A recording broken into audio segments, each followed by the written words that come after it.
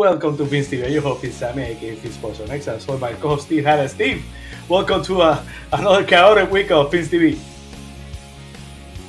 Yep, absolutely. Chaos is what we'll talk about. I think we need to try to find some positivity, try to figure something out, because there's just so much negativity going out there right now on the social streams about the Dolphins and what's going wrong. And I mean, it's obvious to everybody that one part of the team seems to do well, the other side of the ball just not doing as well either, and it's just things seem to be falling apart. You know, we're kind of at the edge as fans here, and I think we're going to find some positives to talk about from the Cardinals game, maybe find a little bit of a silver lining. But happy Tuesday, Sammy. It's good to be here with you. Well, a lot happened during the week. 2 hours back, the Dolphins had a lead the whole game, and they find a way to lose it. But we're going to talk about that. We're going to talk about the state of the Fins. We're going to talk about what the state of the Fins right now. We're going to talk about Tua's comeback. What's next for the Dolphins, and also, hello darkness, our friend. Papi, we're going to Papi's house this week, to Daddy's house, to Josh Allen's house this week, as the Dolphins travel to Buffalo. But Steve, we're going to start right up with the Dolphins. The Dolphins, Tua came back. It was the Dolphins. The offense finally found a way to score some points. They still fell short. Tua came back. He found a way to slide, learn how to slide during the 4 weeks he was out.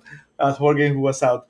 But yet the Dolphins did not find a way to win the game. Really frustrating, Steve, because the Dolphins finally found some offense, but they could not find a way to find some defense to go with that offense. So I want to know, I sure saw the game. I want to know your whole thoughts about the game, Steve. It was definitely an interesting game, and I'm looking forward in the next part of this segment hearing from both you and Jason, because I know for Fan Club Weekend, both of you made the trip to Miami.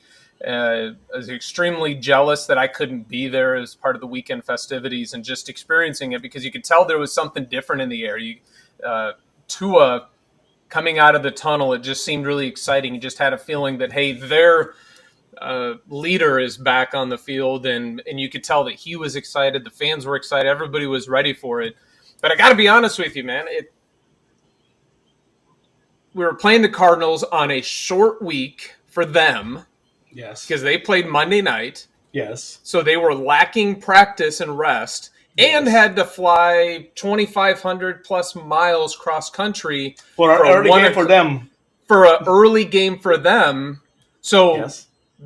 I think Vegas, I'm not a betting person, but I believe Vegas baked that into what they were expecting, plus the Cardinals having statistically poor pass defense, and just how things should have stacked up for us. And for the offense at first, it did. And actually, I don't even say at first. It did. The running game was phenomenal. I know Jason's going to have some pieces to say about the utilization in the running game, and I'm sure I'll agree with everything that he's going to be saying.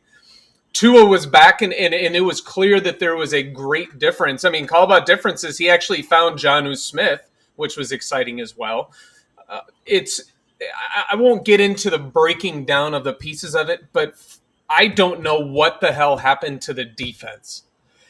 It's not even that it was a running quarterback, but any time that the defense rushed 3 or 4 people, Kyler had all day long. Anytime we ran 5, 6 people, 7 people at the quarterback, instantly found somebody open, and they just absolutely pieced us apart. And you'd like to say, well, that's zone defense.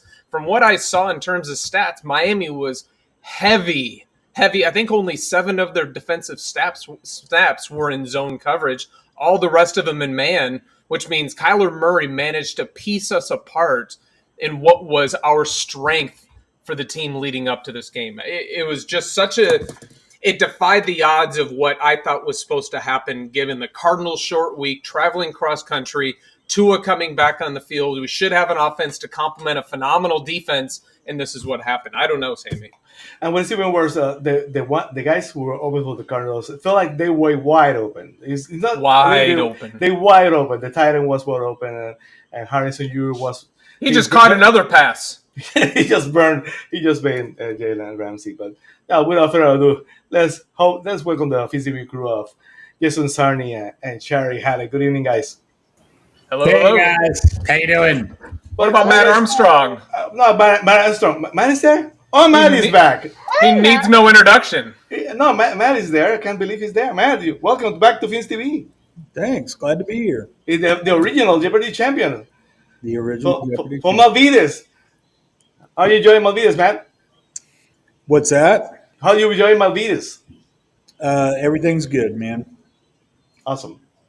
I'm going to start with Jason. Jason, you were basically almost first row for that game. You had great seats for the game. You saw firsthand what happened.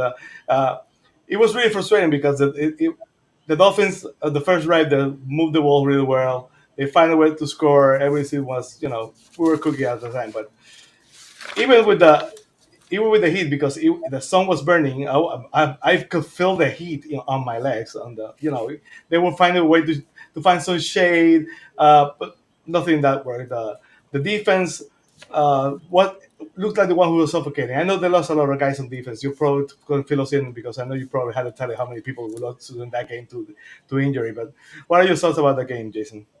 The game started off well. You score on a nice drive. You get the crowd into it. You get the ball back on a punt. And then to Steve's point, the utilization. I got very excited. When they used Achan, scored with Mostert, and then a possession later. Oh my God, we got snaps and we got 2 touches by Jalen Wright. Now let me tell you something. I don't have a great football arm, but Sammy, as you referenced, where I was sitting, I could have thrown a football and hit Jalen right on the helmet for where I saw him rushing. He made 2 rushes that I saw right in front of my face, and he looked good. He looked powerful. And after that, nothing. So it goes to that overarching, why are you giving up with what's working, albeit a very small sample size, albeit you have Mostert, you have Achan, I understand that, but to me, it's the utilization in an area of the field at a time in the game and who you want to do it with, and then what and where you're going to do. So when you have 3 talented players, you got to use them all to the best of their ability, and they just stopped with Wright. And that's just one minor problem. We'll go into every other problem, but that's starting the game that way. I had high hopes. And then Murray, right off the bat, was scrambling. He wasn't touched essentially. And he was beating the Dolphins with passes. He didn't rush for 50 yards. He didn't rush for 20 yards. He scrambled and threw. And he was very successful. And oh my God, Trey McBride, Jesus Christ, he has another catch now, Steve. 2 just while we've been on here a short time. But it goes to my fear, and then I'll hand the mic over, of course, to anyone who wants to jump in after this. But it's the combination of the mobile quarterback and the pass catching elite tight end that the Dolphins have not figured out. And it's not Weaver; it's the Dolphins over a 2-decade span every time. I don't know what it is with the tight ends and the crossing routes that the Dolphins just can't stop. It's over and over and over. But before I go to Matt, I want to go to Shari. Shari was really frustrating. The Dolphins didn't trail at any point during the game, if I'm not mistaken. Only after the last field goal with zeros on the scoreboard. So that's really tough loss. Devastating loss that could have changed the Dolphins season. I want to know your thoughts about the game, Shari. They trailed when it mattered, and that was when the clock hits 0-0-0, because that's the only time it matters if you're trailing, quite frankly. And it was frustrating because you have a game, as Steve mentioned, Tua comes out of the tunnel, and I watched the replacements again this weekend because when it's on, it's required. You watch it. And it was just reminiscent of the game after Martell broke the strike, and at the second half they had Falco come out, and he comes out of the tunnel and the entire stadium erupts, and you just know something magical is going to happen. And that was the feeling at the start of that game. When Tua took the field, it was scary. I will admit I was frightened. We were watching with family, and we all held our breath when he scrambled and thankfully slid. And it was scary, but you knew this was it. We had all the pieces. They're all in place now, and I can only hope and this doesn't help with defense, and maybe Matt, you can tell me what I'm missing because you're the perennial optimist. We need to, maybe it was just some rust. I don't think Tua looked rusty necessarily on his own, but when you're talking about calling the plays, getting the things for the personnel we had now, because we've had, each week we have a little bit different personnel depending upon who's back there and who's. We need to find some kind of rhythm. Jason, I couldn't agree with you more. Where's Jason? Why isn't Wright getting the ball? I understand that we are solid at running back. We have probably more than we should have back there. But when something works, ride it till it doesn't. Show me that it isn't going to work before you stop doing it, because they haven't seen Wright. So maybe they're not prepared for his style of running or the way he goes downfield. He can catch the ball. We know Achane can catch the ball. I just want to see more cohesion, and I'm going to let Matt, you address the defense because you're going to be nice about it, and I'm not. I've got a reputation to keep. That's why we love you, Matt. First and foremost, it's good to see you guys. And, I am going to be optimistic about what the defense did, simply because there's players that weren't out there. This defense is not whole. Now, I'm also going to give Kyler Murray his props. That dude's a good quarterback. If I'm not mistaken, he was the number 1 pick in the draft when he came out.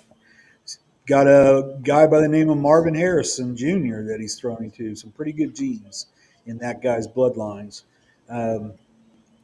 Should we have won? I think everything was in place for us to do it, with the exception of one crucial mistake. And in this sport, this infuriating, frustrating, ridiculous sport that we all love and we all commit so much and too much time to be honest, this sport is so frustrating, and it comes down sometimes to inches. Jordan Poyer, I don't know what you were doing with your alligator arms, but I could have caught that INT. Jason, from what I was looking at, if you asked me, that would have been a touchdown. That he would have run all across the field, and that would probably have been a touchdown. But, funny you reference that play. It's really funny you reference that play, because that's another area of the field where that is where I was in terms of right there. And that particular play, and I did this with a lot of plays, but this particular play I was recording because I just, I do my thing, whatever. And I was focusing in on Chop. And then after that, so my eyes were going like all over the place with what I was doing. But Chop had a great pressure on that play. Fantastic pressure on that play. It allowed Kyler to do his scrambling, but uncomfortably to not his strong side to the left. So he was going to have to turn his body. Another Dolphin linebacker, I want to say it was Jordan Brooks, but I can't confirm. I just forget. And it was Jordan. Brooks comes on over and rushes the throw. Call it a hurry or another pressure if you want. And then I see all of a sudden the ball batted by Poyer. My eyes didn't revert to the alligator arms. And then I immediately tweet team defense, because that's exactly what I thought that it was. 1 pressure, 2 pressure, batted ball. Great. Everyone did their job. And then I'm re-looking, and I'm like, hi. Oh, no. And someone even said on Twitter, you got to pick that. Buffalo Bills Jordan Poyer would have picked that. And after watching it a couple of times in that instant moment, I'm like, oh, my God, this is the Dolphins' problem. Is he here for sabotage? Like, did they send him on a mission? No, that's funny. But you're right. But, like, what great teams do, I feel like, is you make that interception and you run it back to, like, the 3, and then Mostert punches it in for his, what would be his 3rd touchdown. The place erupts. And now your formula is set for a Dolphin win thanks to the defense and the rushing attack. But what happens is they got a pass defender. It's like almost in years past, especially almost like in the Tannehill years, when they would get a turnover, everything would be great, field goal. Oh, okay, we got points. No, but you lost by 3. You needed 4. You know what I mean? Like, it's the same stuff, different movie, but it's the same script. It's the rom-com that your heart's broken all the time, but you're not leaving with the date. It's the crushed heart rom-com. Yeah. But it's a horror movie. It's what it's turned into. It's an absolute horror movie. Jordan Poyer for the Bills, returns that for a touchdown. Absolutely. Correct. And then Bills Nation goes nuts, and then Yeah. everyone's watching it, being like, "Oh, I wish I was there." You know. And whoever's listening, don't take that as a conspiracy theory thing, because I was kidding. I'm not that guy. But anybody who's watched the Bills and the Dolphins go at it over the last the last 5-6 years, Yes. Jordan Poyer returns that. Now I do have to give props to Jason, as I try to every week we do this. He was watching or filming something, and I was looking for Mrs. Poyer in the stand. I appreciate him having an eye out for what's going on on the field. We go to Steve, I wanna let's talk about what could have been a memorable Dolphins moment for eternity when Tua slided, but since that Dolphins didn't win the game, it's gonna pass into that. No, just another game. But let's talk a little bit about when Tua slided.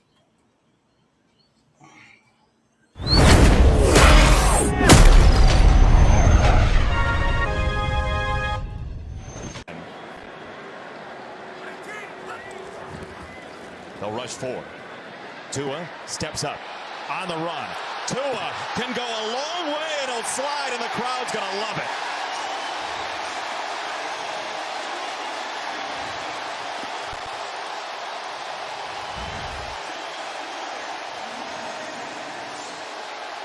Dare I say, that was the biggest round of applause this afternoon. Tyreek Hill said it during the week. He said, yeah, my reaction was I think he's going to get the first down. I'm pretty sure what he's going to do, but you never know until it happens. And it was what I forecast he would do. But you know that he's when he's mindful and you know, not trying to run defenders over, he generally is able to stay pretty healthy. So I was excited that he didn't hesitate and that he was very convicted in how he approached space, found space, and he got himself down. Well, Shari and Steve have come back. They probably have problems with the internet. Jason, that could have been a defining moment for Tua, where he's like the whole stadium erupted at that moment. It was a huge moment. At least he found a way to slide. If you saw that Arizona defender, he had wanted nothing to do with Tua. He was ready to lay him all over. It could have been a huge moment, but Tua finally found a way to basically know he had to slide. He did it. He did it early. He did it with conviction, but it was a huge moment of the game, Jason. It was a huge moment of the game. It was a great slide in and of itself from a technical standpoint. The slide from a textbook, I mean, 10 out of 10. But the irony and the mock joke of this all is the crowd eruption was so heavy. I took it as almost sarcastic that, oh yeah, he slid finally in a sense. And I'm not trying to mock the thing, but I'm just kind of painting my picture that I thought of. There were two huge, massive pops that I've heard at that stadium in my last 5 years. This was bigger than both of them. It was bigger than Achan's huge touchdown run against Denver. His final, the long run that the building just shook. The Thursday night game against the Ravens a couple of years ago during the Flores era when Tua rushed it in and the game was iced, that building erupted to the point where I thought it was going to fall down. The Tua slide was louder than both. Wow. And from like a universal standpoint, that's great, but it's almost like, here we are. We are so excited that there was a fundamental change in a quarterback's game that protected him from potentially getting hurt again. That was the biggest pop that I've heard in 2 coaching regimes. Maybe my ears are different than others, but that's what I felt. Well, the biggest pop I heard in a couple of years was that Buffalo game a couple of years ago. The Dolphins beat the Bills, and Waddle caught that touch, that probably 35, 40-yard touchdown down the middle before they went ahead. That was a huge pop. But when Tua slided, that was I can compare that to every single moment. The biggest power I heard was Dan Marino for 100 touchdown in 1998, but still that doesn't compare to Marino's touchdown was huge, but this is not as big, but it was a great moment. Steve, it was it was could have been a game changing moment, a season changing moment if the Dolphins found a win the game, but the Dolphins, Tua and the Dolphins could not find a way to win the game. Steve. No, they seriously could not put it together. That was an epic defensive collapse. And frankly, what I think took too much attention away from a couple plays by Tua that had they been performed or conducted by a certain number of 15 for an AFC West team, the internet would have broke with a couple of the plays that Tua pulled out there. And it was nice. It was cute. It was eye candy, and it didn't get any attention. That no-look pass that he threw to Waddle, I don't think I've once seen anybody put it on social media. I need to find it because he was clearly looking in one direction, and it was so sweet. It was so spot on. Tua was dialed in.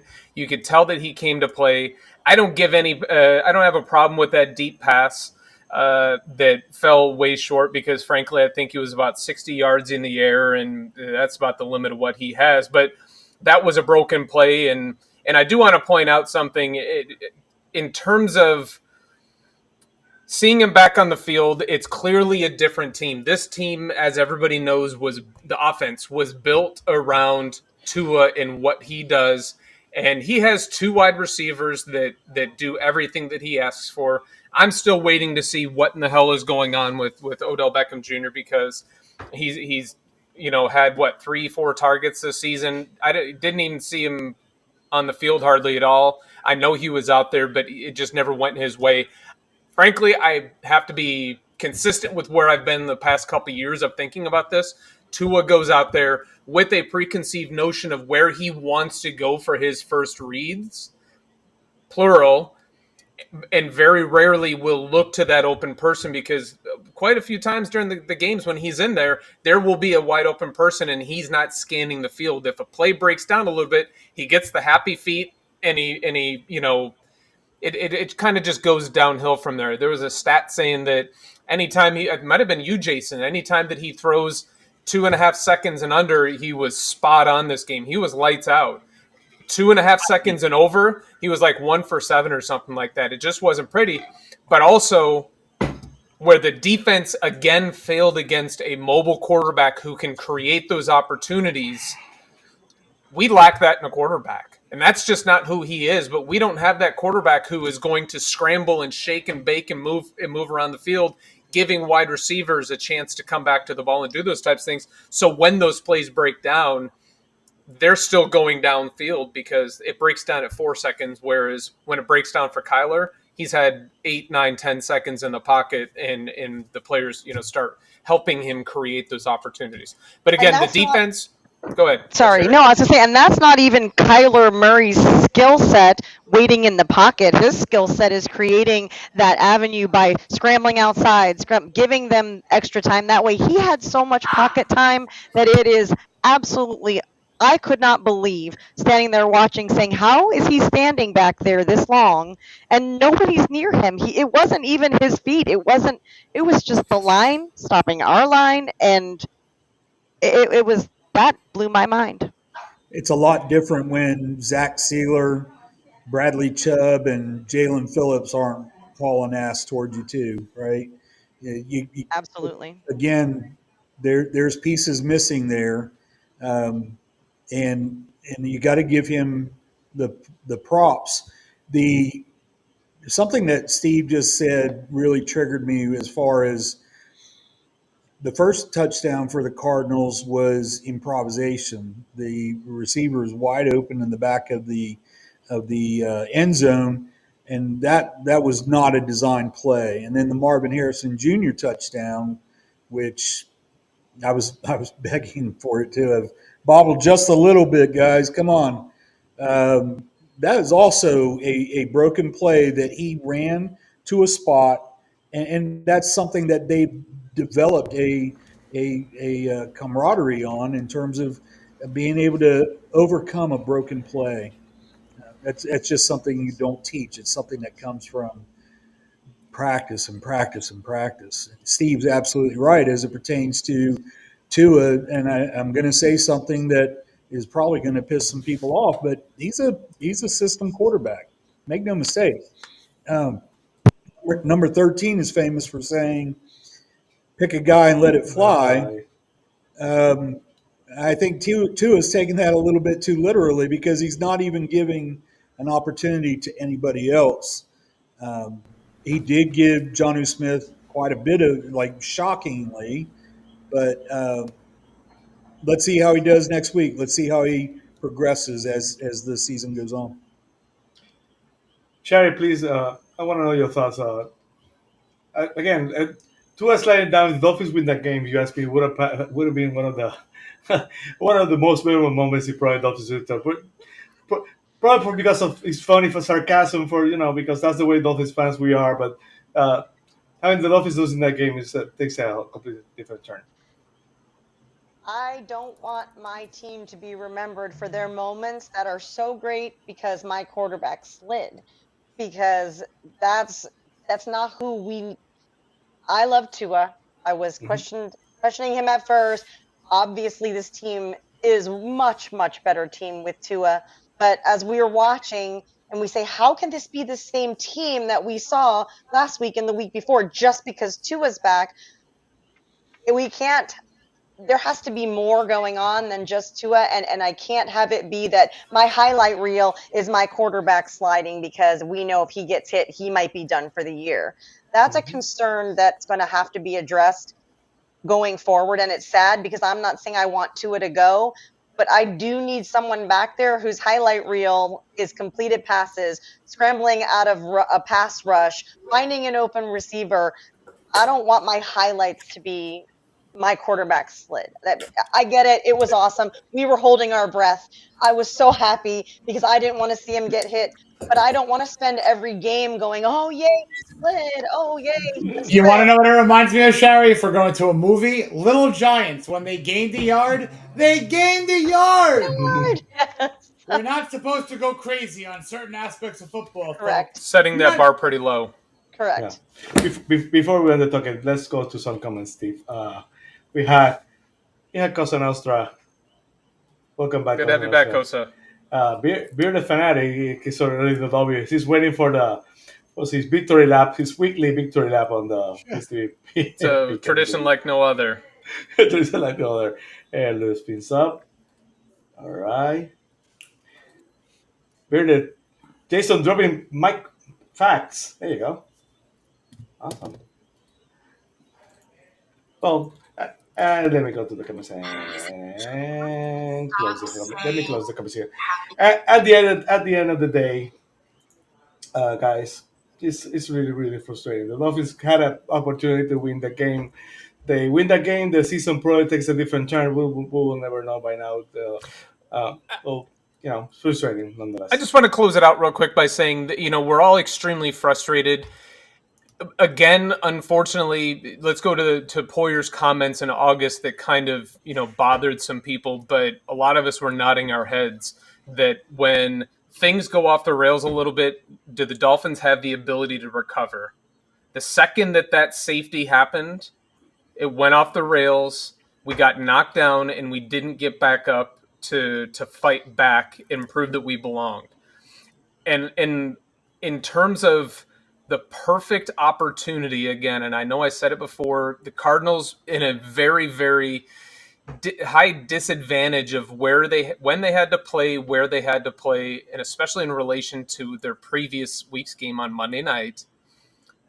The Cardinals are not the Bills. They don't travel like the Cowboy fans. It had to have been a very, very small percentage of Cardinal fans because I think in my 47 years on this planet, I've ran into maybe 3 fans that had Arizona Cardinals, and they were probably actually St. Louis Cardinals fans. There was a decent contingent in the tailgate, like a small little percentage. But okay, that's cool. But, I mean, you know what I'm saying? So it's extremely small. We had the opportunity. 1:00 game. This is Tua's prime time. and we dropped the ball, Yeah. and we're getting ready to go into my beautiful wife's birthday on Sunday against the Buffalo Bills in Orchard Park.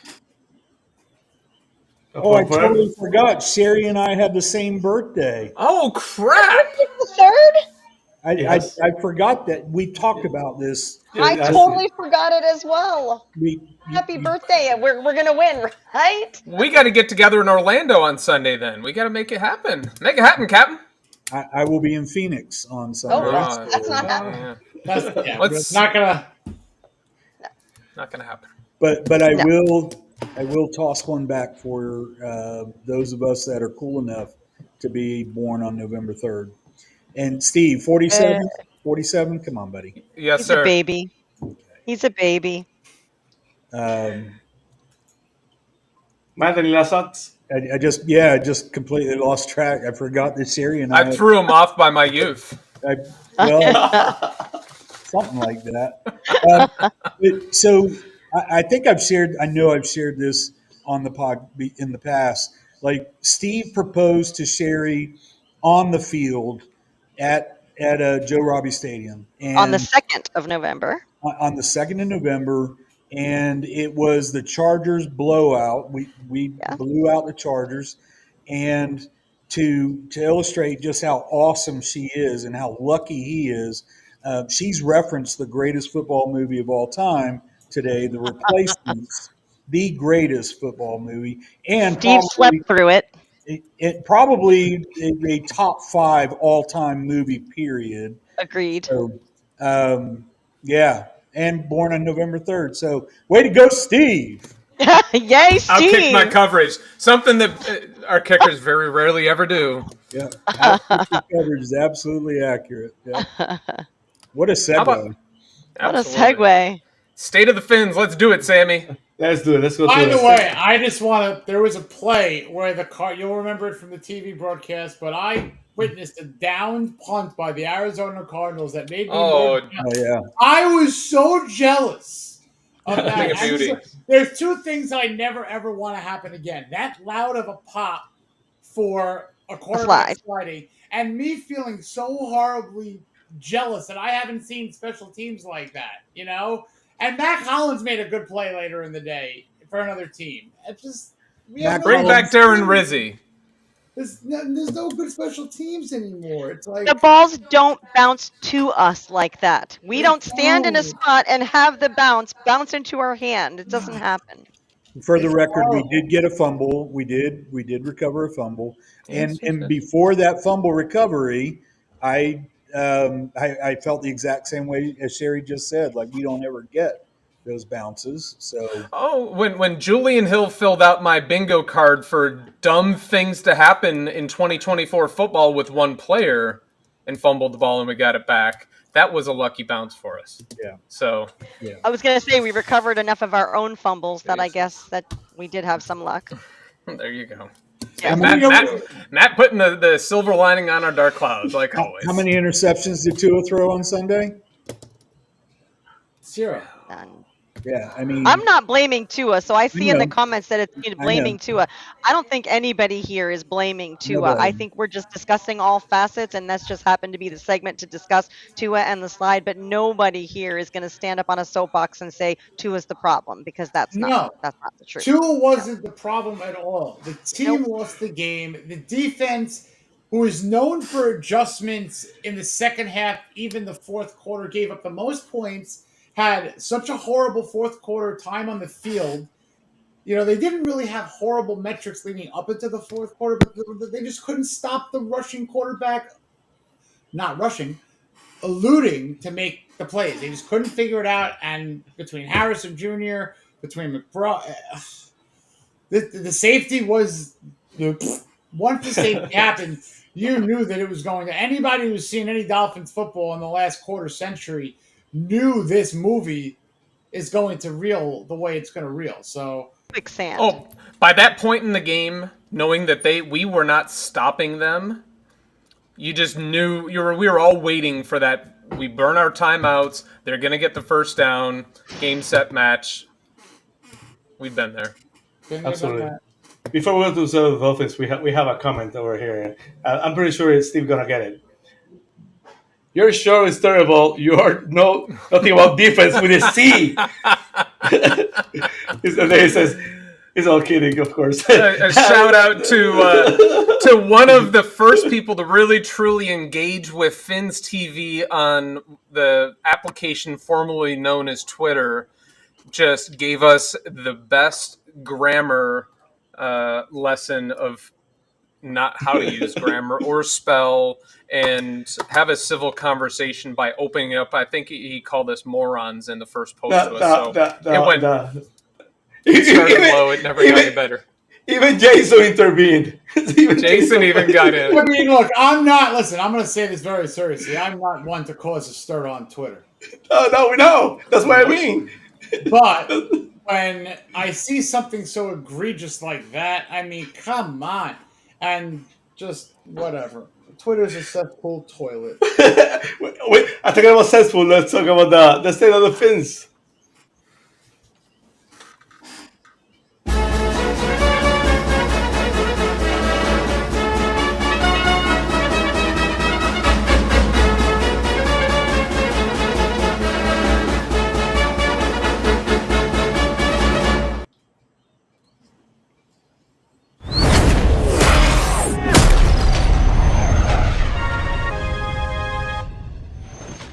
Dan, how do you think Tua looked in his return? Fantastic. He didn't look like a guy that's been gone for about a month. Everything that Tua's game is, the anticipation, the timing, the ball placement, the throwing it to the right spots was evident. And if not for some drops, they win this game. If not for a bad snap that leads to a safety, they win this game. Credit to Arizona, but I love the fact that the ball was coming out of his hands so quickly. He was getting it to his guys in space where they can go do something with it afterwards. You saw that lightning quick release. So for the individual, the performance, you're very encouraged if you're Miami. I think there's always time, brother.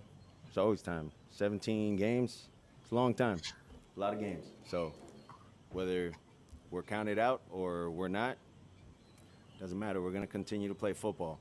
A lot of people in here know that I don't know how many years ago we started out 1-7. We didn't have half the guys that we have, and no disrespect to my other teammates, but I'm talking about the talent that we have here. We didn't have half that talent however many years ago. And so to give that group respect, we won the next 8 games. And I'm not saying, we're going to do that or whatnot, but it is possible. Anything's possible. So we're going to continue to trust each other, lean on each other, believe in each other, and we're going to go do it next week. Well, a feature for the week is the state of the Finns. The Dolphins win that game. They are 3-4, and anything's possible. But the Dolphins now losing the game are 2-5. Even though Tua seems optimistic, what is he supposed to say? He's supposed to say this is over to everyone. We all know that's not going to happen. Dolphins probably going to get Bradley Chuck at some time. OBJ might show up someday. We never know because the biggest sprint he had on Sunday was the one he took when he came out of the tunnel to warm up. So that's the biggest sprint he had all game. But Steve, I'm gonna go to you. Tua seems optimistic, but criticism of Greer, criticism of the construction, of the building of the team. The Dolphins we still don't know if the Dolphins are going to be buyers or sellers. If you had, if you think about it, the Dolphins should not be in position to be buyers, but anything is possible with this team.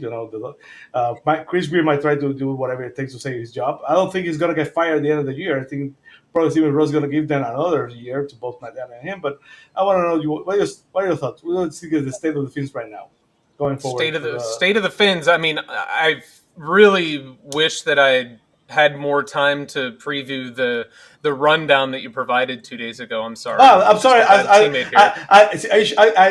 You Shari, I thought you watched it before. That's on me.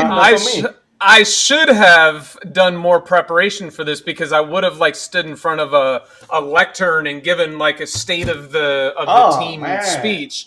Next year, next year, and hopefully it's not talking about the downturn in the Dolphins economy and how we need to recover and bring in a new regime. And I'm going to give credit to Tua in this situation because unlike the quarterback of the non-NFL team up in northern New Jersey who's down in the dumps and they're kicking rocks and hell, they are at the end of their rope up there with the team that they put together.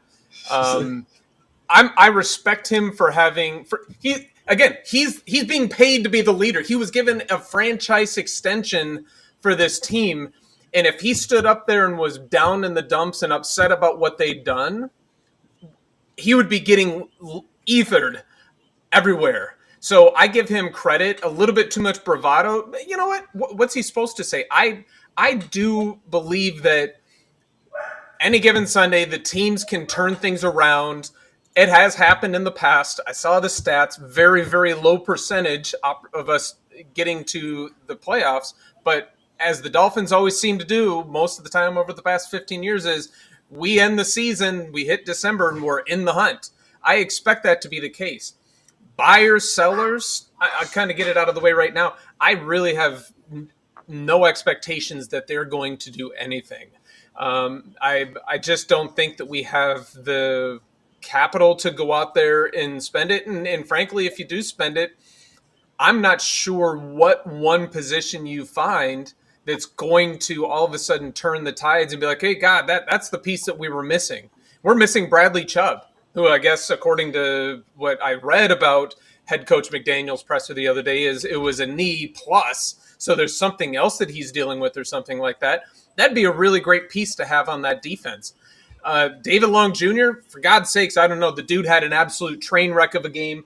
Halfway through the game, we were sitting in the living room sitting here saying, oh, my God, David Long Jr. has had an absolutely horrendous game. But frankly, the defense had its down game last week. They were playing extremely well. They were the best unit in the team. So there are so many good pieces about this. I just don't know. And if there was one thing you'd have to change, frankly, I just think it would have to be the head coach.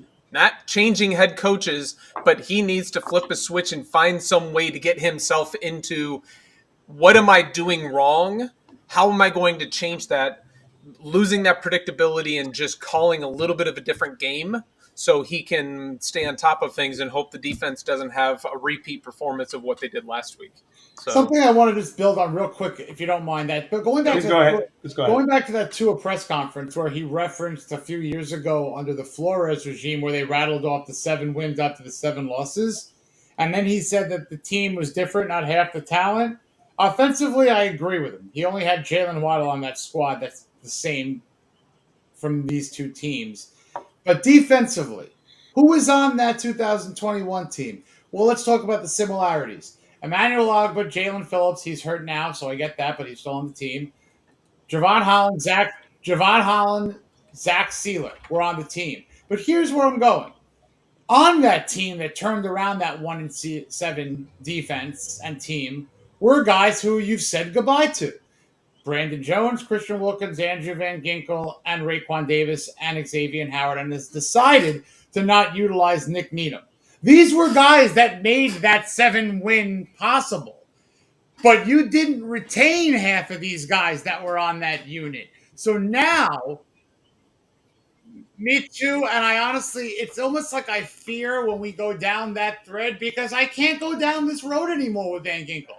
Because I was screaming to play him beyond 29% of the snaps when, oh my God, I a couple of years ago, defensive coordinator when Boyer didn't decide to play him. And then when you're looking at something and comparing a defense and a team from now to a time when you rattled off a 1-7 to a 7-7 or an 8-7 year, the defense is gone. Half the unit's gone. Your heart and your soul is gone. But if you kept at least half of those people that have gone, so if you kept a Van Ginkel and a Brandon Jones and let's say, Jerome Baker, for argument's sake, let's just say that. You say goodbye to Wilkins, I can understand that. You might have to have cut Xavier Howard. You put Nick Needham in a safety spot, which is what they were teasing, instead of relying on veterans. You build this unit, and then you put Tyreek Hill on, and then you put Mostert and Nate Shannon right on. This is the problem. I'm not yelling at Tua. I'm saying you're not building appropriately for what your success was when you turned crap into gold. And now you have 10, but you got to turn crap into better than 10. But It's not meshing. I mean, I hope I'm not taking crazy pills. Because We all are, because we still do this every week, but no. It's a matter of building the foundation and sprinkling additions, not bringing everybody in, outsourcing, and letting these people go. Deshaun Elliott succeeding. Brandon Jones is succeeding. Andrew Van Ginkel is a contender for Defensive Player of the Year. He has more touchdowns, sacks, and interceptions than anybody on the Dolphins a lot. I mean, I'm not even kidding. I think that is everybody has gelled into this one system that seems to sum it all up. Is we have pieces to this gorgeous puzzle, and rather than get all our pieces so that they fit together and we work them so they mesh, we keep taking half of these pieces and we trade them over here, and then we try to grab a piece from here and one from over there. There's no gelling. There's no keeping what works. It's almost like they're just throwing it up against the wall, see what sticks. And if we're, we'll just let him go, bring him in. It can't be run like that. It has to somehow gel together. And you have to, I'm not going to sit here. I don't know better than the coaches. I'm not there every day. But my gosh, just look at Van Ginkel. Something went wrong when he was let go. And that seems to be a systemic problem for us. How about you, man? What are your thoughts?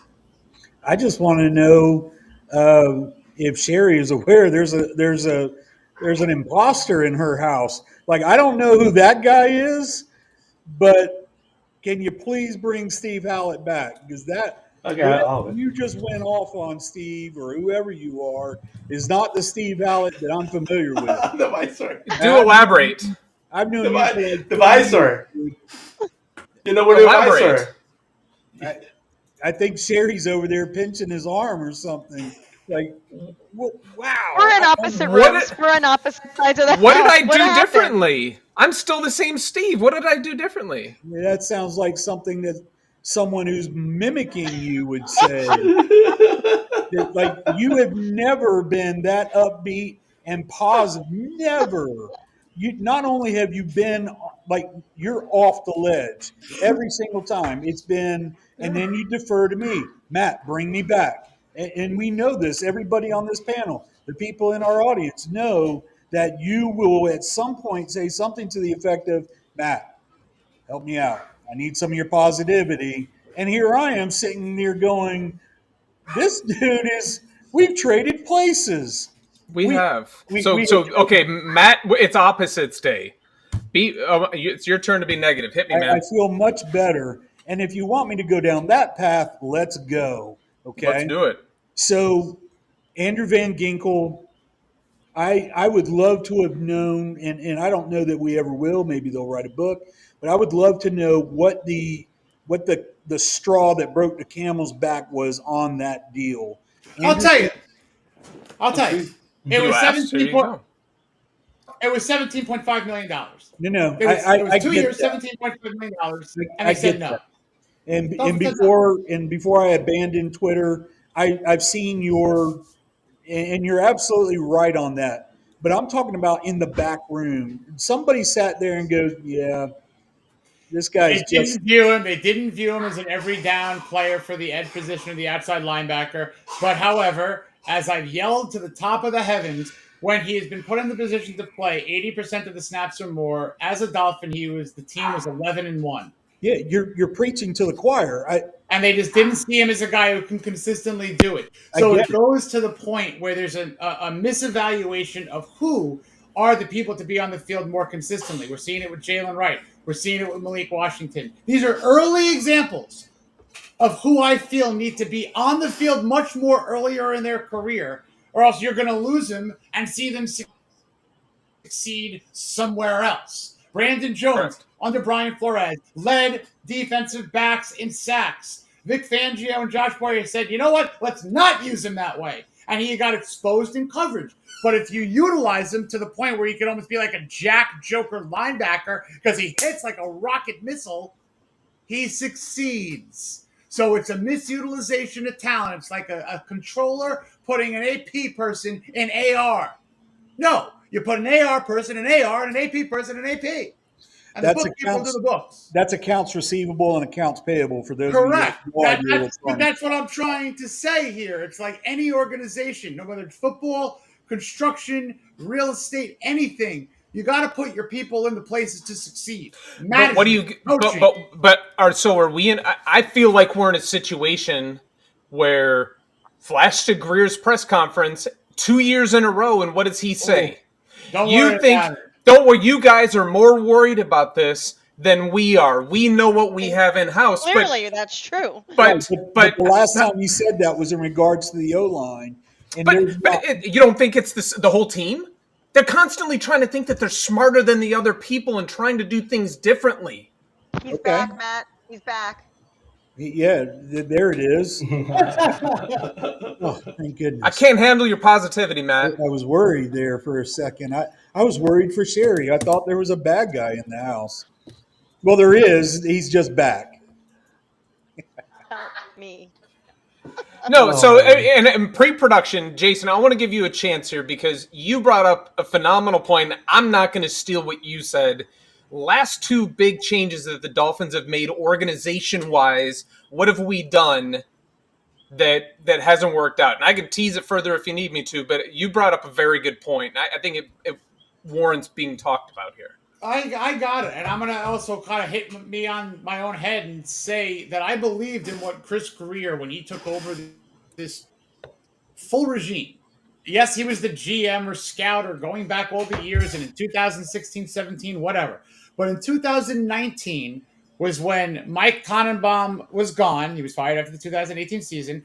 And then Chris Greer decided that it was him and it was going to be Brandon Shore as his guru salary cap number 2 in command. And they took Brian Flores and said, we're going to go the Patriot way. We're going to give that a shot.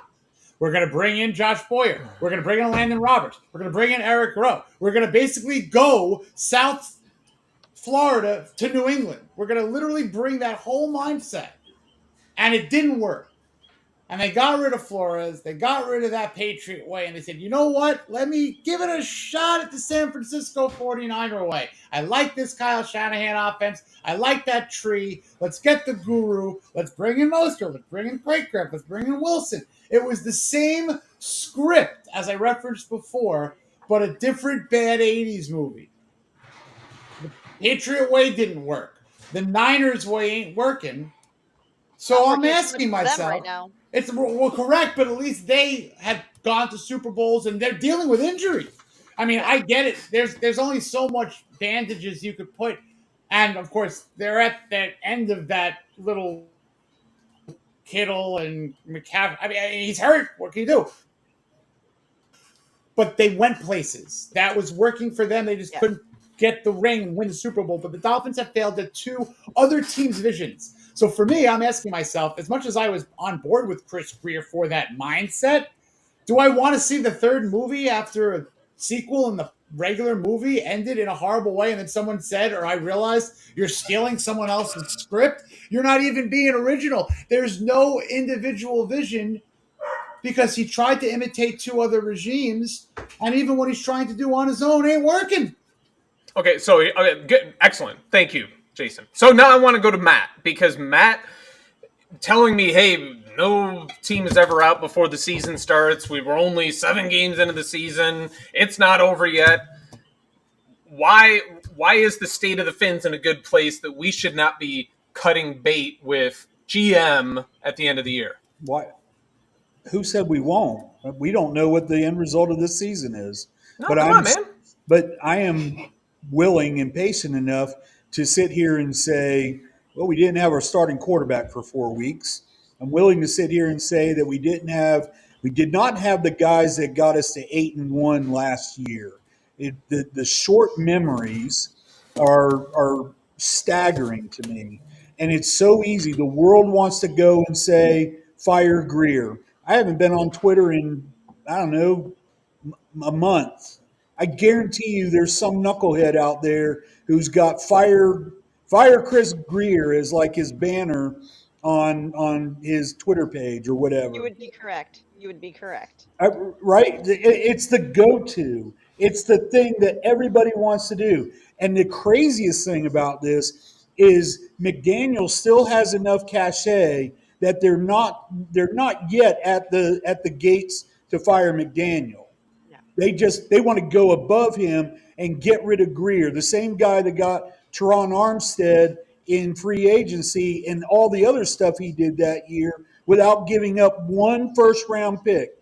The short-term memory loss that fans have for this club is staggering to me. The second they lose, fire everybody except for McDaniel because we like the way he talks and he's down and all of that. I'm a McDaniel fan. I love his mind. I love listening to him talk.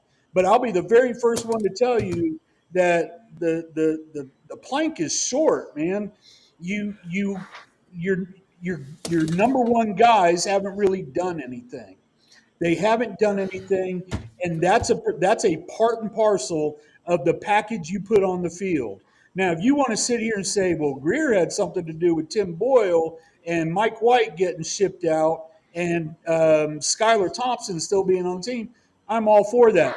But he's tied to McDaniel in that regard because those are the ones that sat there and said, yeah, Skylar's got it. He's the guy. And then that knucklehead went out there and looked just like me. So if we're going to sit here and say fire everybody at the 7-game mark, then the next episode needs to be about the draft. It needs to be about free agency. And since I'm on a rant, Mahomes has the NFL's elite head coach. Are you serious? I saw that too. Andy Reid got run out of Philadelphia. The reason he's an elite head coach is because he has 15 starting every game. And the best defensive coordinator, hands down, in the league. Who doesn't get head coach offers every single year? I don't get it. Is it Spagnuolo? Yes. Oh, they're playing with house money. Sometimes guys are better coordinators than head coaches, and I think. Well, Jesus, thank goodness he realized it, and lucky for them. Brian Flores. Sorry, but you're totally right, Matt. You're totally right. Not everybody is like you and grew up with coal-fired ovens to cook their food. We're microwave generation, and we want it now. I admit it. I want that. Time out. I've used that term a million times in my life. Outside of here, the microwave generation is so infuriating because I'm guilty of it. Me too. Definitely. I get frustrated because there's still 38 seconds left on the microwave. The popcorn should be ready, right? I am guilty of that. But you can't blow up the friggin' team when the season's not even over yet. If you want to nuke everything, and Sammy, you really got to get control of this episode. I'm waiting for my popcorn, so please go ahead. If you really want to nuke everything, if that's what you want to do, go be a fan of baseball. They're cutting, designated for assignment, demoting players, bringing players up all the freaking time. If you're not happy with the team, wait a day. There will be a transaction, and you can sit there and parse over it. But if you're going to be a fan of an NFL team in 2024 and beyond, you're going to have to accept the fact that injuries happen. There is a salary cap, and the trade deadline doesn't mean jack. Devontae Adams just went to the New York Jets, and for about 2 seconds, I sat there and thought, holy crap, that might be a good move. And then I realized I was talking about the New York Jets. He might as well. And he lost to the Steelers 2 weeks in a row. He might as well be yes. for all that matters to us. I'm done with my rant. Okay. So I know we have to move on here, but here's what I want. My state of the Fins, I'm in front of the mic. I'm Coach McDaniel. It's going to take me 8 minutes to say something that should take 12 seconds. That's why I can't stand listening to him anymore. But here's what he needs to do. Because he is the president that is in charge of what happens on the field. He needs to look in the mirror and realize he is doing some things incorrectly. He needs to bring in an assistant head coach and say, I'm not doing well enough with a few of these things. I'm going to delegate these to this coach, and I'm going to trust him to help me make those decisions. Bottom line. And maybe that happens in January. We don't know. Maybe. But right now, today, we got the Bills. They're up next. Good segue, Matt. Sammy, I think they're up next. Before that, so now I have one thing to do. Next Tuesday is election day. I urge everyone to go vote. It's the greatest gift. Democracy is the greatest gift humankind has ever received. The participation of the people, the will of the people. Please go ahead and vote. Whatever you believe, democracy is Go first. So vote. please Go vote. go ahead and vote I this agree. Tuesday. Thank you for saying that, Sammy. And without further ado, next week we're gonna go to Buffalo. Oh boy.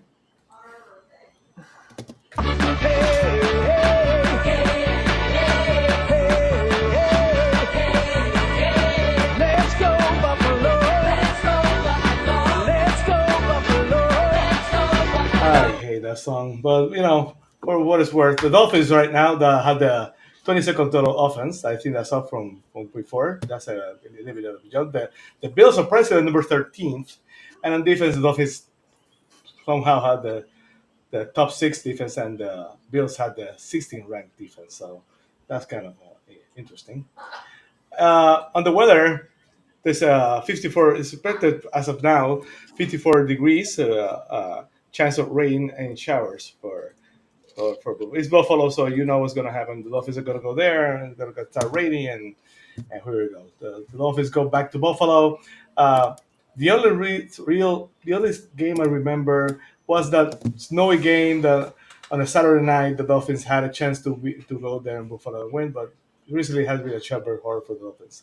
This is the kind of game that we usually get optimistic. If the Dolphins had won that game, we'll be talking how the Dolphins are back and how probably the Dolphins had a chance to win that game. But reality is the Dolphins didn't trail the whole game against the Cardinals. They still lost, so it's a completely different game for them.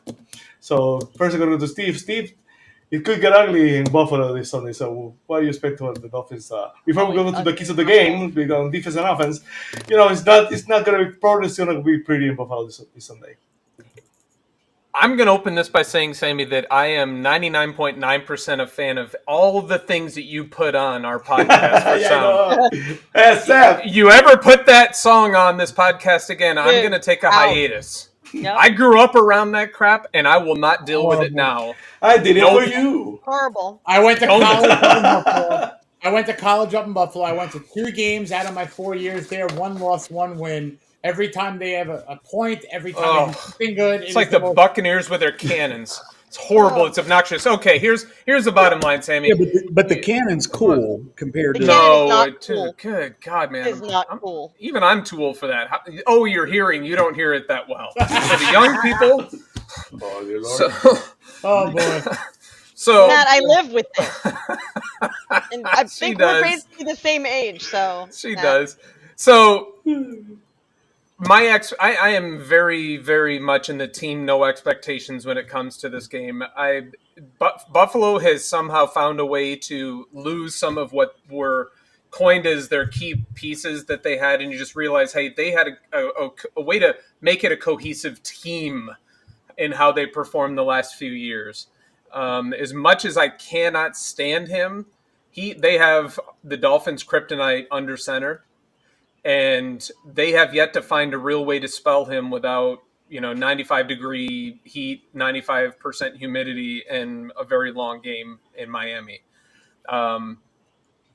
Miami needs to find a way to put together 3 phases of the game for 4 quarters, not shoot themselves in the foot, and try to prevent from getting knocked down to the mat, because I still have yet to see that adversity turn into an opportunity for them to prove themselves. Jason, what do you think, man? This is a scary game. Again, Josh Allen and the tight end.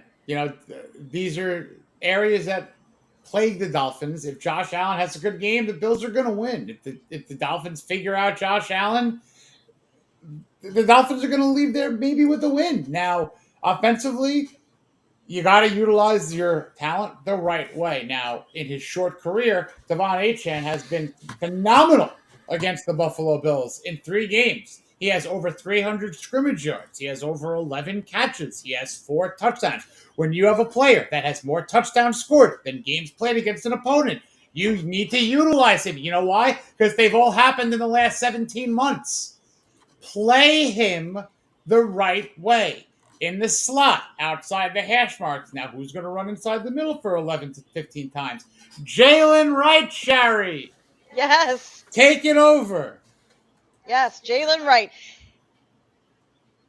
Talking about the Bills makes me sick, and talking about the Bills playing on my birthday makes me double sick. I'm sure Matt can agree with that. Yep. My husband has said we have a horrible weekend. Our Gators play Georgia Saturday night. Our Dolphins play Buffalo Sunday. I need some birthday miracles, Ooh. Matt. We need some birthday miracles. I know you won't root Yes. for the Let me- Gators, but on Sunday, I we can't need make birthday you. miracles. I can't make you a birthday cake because we're obviously in different locations, and you don't want me to send a cake in the mail. That won't work. But I'm going to give you ingredients for a happy birthday Dolphins win. And Perfect. I pray McDaniel's the chef to do this and the baker to do this. You rush right kind of heavily in between the 20s, from 20 to 20, in the meat of the field. You sprinkle an A-Chan on the outside, and then if it's 3rd and 2, Mostert's your guy. Yep. If it's goal line, if it's red zone, I don't care if Raheem Mostert goes Jerome Bettis with 3 carries, 3 touchdowns because they're all 1 yard lines. You know what? Who's not happy? Everyone's happy. Mostert is the touchdown king who's just racking up more touchdowns in his time with the Dolphins, right? Achan's getting the tough outside yards. Wright's getting the tough inside yards. That's the formula. 40, 40, 20, kinda, Achan Wright, split it. Mostert getting the toughies, the red zone goal lines, and then leave, obviously that's the 100%, but you know what I mean? Your Tua, your Alec Ingold, your wide receiver sweeps or whatever, but the majority of the runs and touches should be now Achan/Wright, and the real money downs, Mostert should be the veteran to move the chains, to come in and get the 6 points, to do his little surf celebration, and you're utilizing your talent properly, and you're keeping people healthy and fresh. And I love to see that streak to Tyreek down the sideline, but I want to see them utilize the meat, the center. We said, they couldn't take that sit in the soft zone and wait because Huntley couldn't hit that pass. Tua can hit that pass. So why don't we sneak our guys into this shallow, let them do their magic after. I don't need to see 30, 40, 50 yards in the air every time. A couple times People are taking that away. They're taking that Sure. away. Defenses, the Cardinals, they took that away. Yes. Correct. So take what they give you rather than consistently trying to force what you want your show to be. Take what the defense gives you. And if the defense gives you those, you take, I hate to say this, and my husband's probably not going to let me sleep in the bedroom, but you take the Brady dump off passes. His meat and potatoes. You take the garbage up the middle and let your receivers do the work. You can't You go look broke. like a genius. Tua looks like a genius. You can't go broke taking a profit.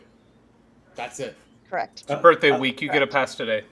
Absolutely. How about on defense? Guys, what do you think the Dolphins need to do on defense to find a way to just stop Josh Allen and the Buffalo offense? Matt, what do you think, man?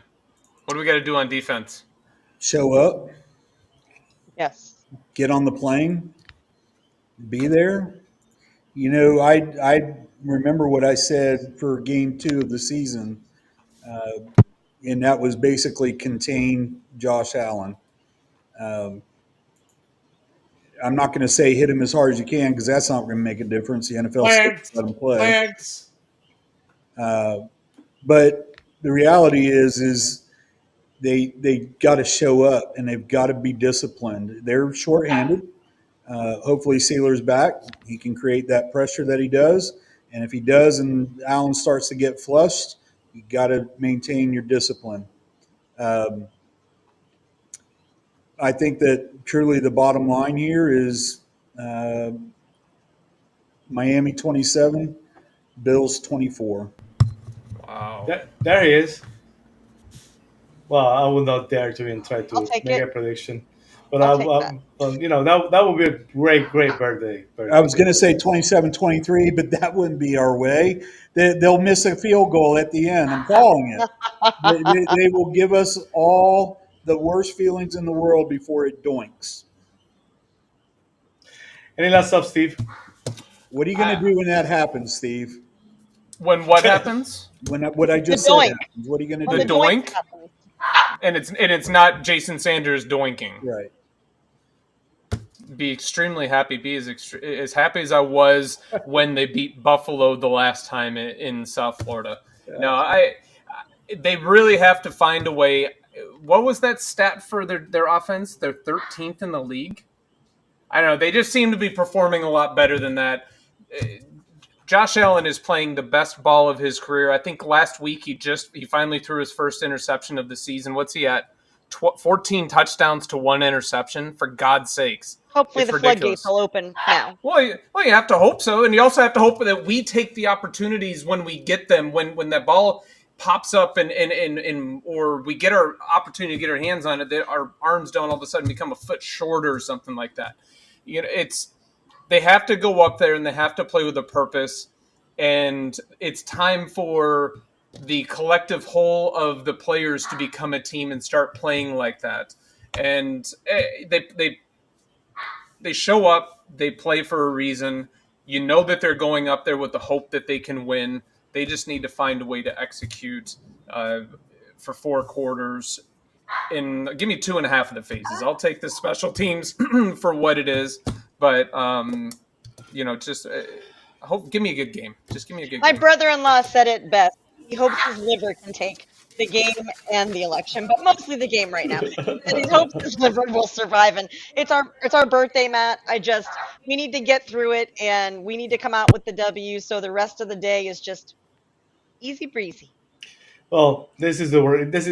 It didn't show up in the second week of the season, but I think this is the reason why they brought Weaver in. This is that type of defense. They're supposed to find a way to stop Buffalo. We'll see. But before we go to the big finish, Bearded Fanatic with this comment, 43-7. And, he's pretty good making predictions. So he doesn't say, so we'll see. I don't know. I think he's leaning the Buffalo way. Yeah, I think so. Let's go to the finish.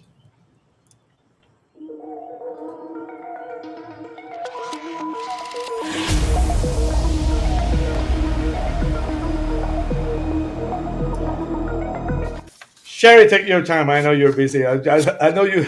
You're passed by your deadline, so I appreciate you staying with us, Shari. You guys are very, very busy.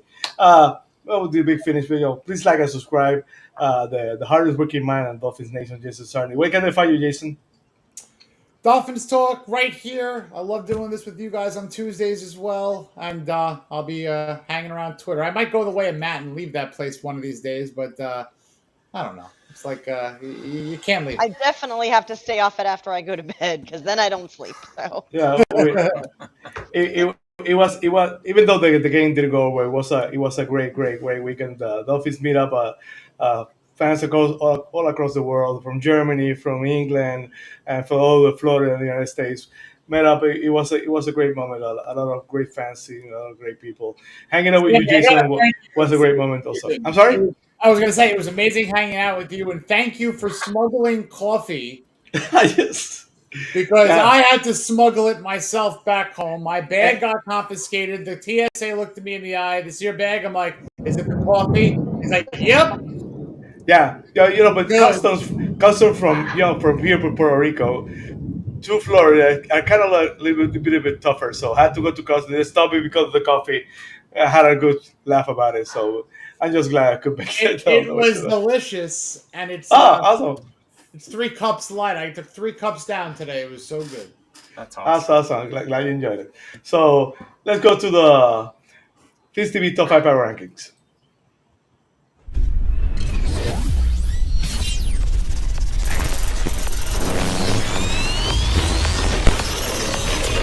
Well, this week's Top 5 Power Rankings at number 5. The Commanders are number 5. The Packers are number 4. The Bills all the way to number 3. At number 2, the Detroit Lions. At number 1, again, the refs. I mean, the Kansas City Chiefs. They keep rolling. Hopefully, that someone has to stop the Chiefs. Please, someone do. We're looking forward to popping that champagne and Sammy, I think this is a Dolphins podcast, and I think unless we do go on some miraculous 7-8 game drive here to a winning streak, thank you, sir. we need to make this Dolphins relevant. So I think we need to do the weakness rankings where we can, just hope that we're not 32nd ranked in the league. That's the tankathon, Steve. We'll be doing draft coverage before Turkey Day at this rate. Don't say that to Matt. Send them my way next Monday, and you got it, buddy. We're gonna put the weakest link power rankings next week. So without further ado, let's go to the pick and link rankings.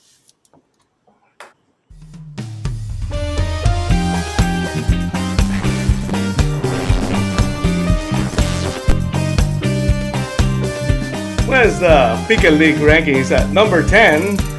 Jake Mendo, number 9, Steve Hallett, number 8, Bobby Finstock, number 7, Sean Stanley, Vigo Show, Tiffany down to number 6, Lou from Day at number 5, Jason Sarney back in the top 5 number 4, the Fintuber number 3, the A-Train number 1, and number 1, Bearded Fanatic.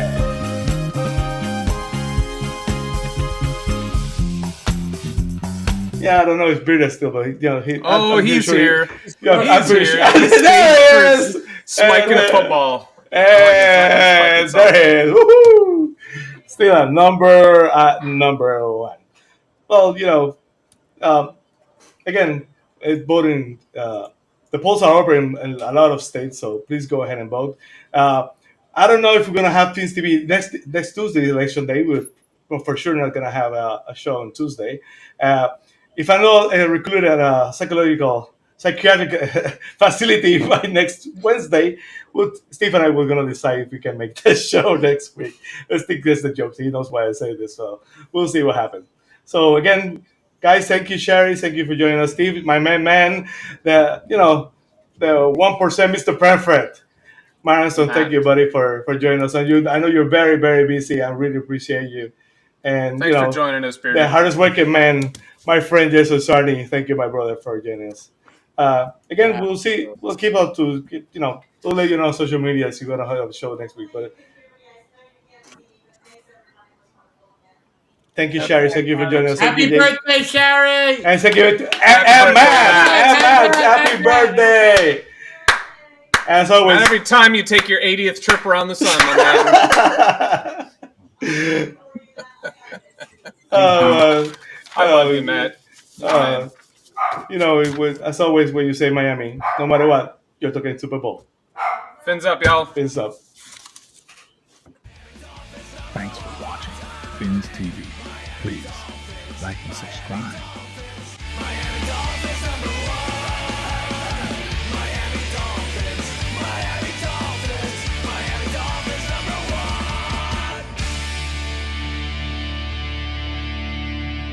See you next week. Fins up.